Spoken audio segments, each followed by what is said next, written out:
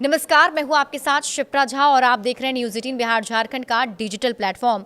बांग्लादेश में हालात तनावपूर्ण बने हुए हैं और भारत के साथ उसके द्विपक्षीय संबंध भी ताक पर हैं। बीते कुछ समय में बांग्लादेश में भारत के दूतावास को भी निशाना बनाने और भारत विरोधी नारा देने की कई घटनाएं सामने आई।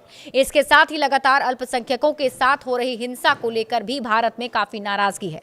इस बीच बांग्लादेश में रूस के राजदूत अलेक्जेंडर खोजिन ने दोनों देशों के बीच तनाव खत्म करने की अपील की। बांग्लादेश में रूस के राजदूत अलेक्जेंडर ने सोमवार को बांग्लादेश से तनाव कम करने की अपील की ताकि अगले साल 12 फरवरी को होने वाले राष्ट्रीय चुनाव से पहले अच्छा माहौल बन सके। इसके साथ ही उन्होंने भारत के साथ तनाव कम करने की अहमियत पर भी जोर दिया।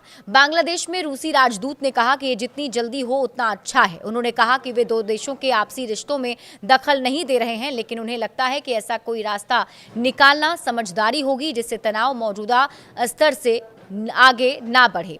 रिश्ते आपसी भरोसे और विश्वास पर आधारित होने चाहिए। बांग्लादेश में 12 फरवरी 2026 को होने वाले चुनाव को लेकर उन्होंने उम्मीद जताई है कि वोटिंग समय पर होगी। चुनाव पर्यवेक्षकों को भेजने के बारे में राजदूत ने कहा कि वे चुनाव आयोग के संपर्क में हैं और वे आयोग से आधिकारिक निमंत्रण का इंतजार कर रहे हैं। बांग्लादेश में हालातों को लेकर पूर्व मंत्री मोहिबुल हसन चौधरी ने कहा, बांग्लादेश में हालात बहुत तनावपूर्ण हैं, खासकर राजधानी ढाका और हमारे दूसरे शहर चटगांव में, क्योंकि इसे सत्ताधारी सरकार का संरक्षण मिल रहा है।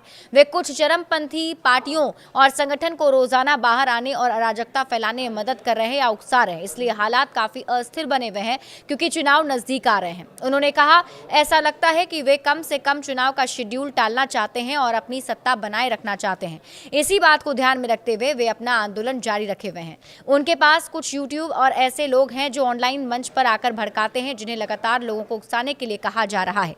इसके अलावा उनके पास हिज्ब उत तहरीर और जमाते इस्लामी छात्र संगठन शिविर जैसी कुछ चरमपंथी राजनीतिक पार्टियां भी हैं। इसलिए वे देश में सामाजिक अस्थिरता पैदा करने के लिए लगातार इन संसाधनों का इस्तेमाल कर रहे हैं। बीते कुछ दिनों में वहां पर जो भारत विरोधी गतिविधियां देखने को मिली, उसे लेकर मोहिबुल हसन चौधरी ने कहा, भारत विरोधी प्रदर्शन सिर्फ ढाका और चटगांव के कुछ हिस्सों तक ही सीमित है। ऐसा नहीं कि पूरे देश में भारत विरोधी भावना है। अलग अलग संस्थानों के कुछ उग्र चरमपंथी कट्टरपंथी छात्रों में कुछ ने कई मदरसा छात्रों को अपने साथ शामिल होने के लिए मजबूर किया। इनमें कौमी मदरसे और खुद ढाका यूनिवर्सिटी के छात्र तक शामिल हैं। जो मदरसा छात्र कैंपस के अंदर रहते हैं, वे खाने और रहने के लिए मदरसों पर निर्भर होते हैं। अगर उन्हें इन जुलूसों में शामिल होने के लिए मजबूर किया जाता तो उनके पास कोई चारा नहीं होता। ऐसा नहीं करने पर वे अपनी एकमात्र पनाहगाह, खाना और रहने की जगह खो देंगे। बड़े अपडेट्स के लिए आप जुड़े रहिए न्यूज़ 18 बिहार झारखंड के साथ।